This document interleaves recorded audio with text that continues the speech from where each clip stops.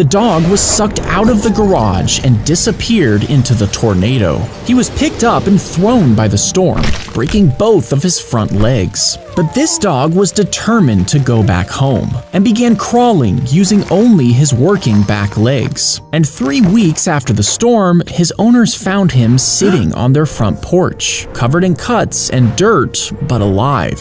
He was rushed to the vet, and after weeks of recovery, he finally stood again.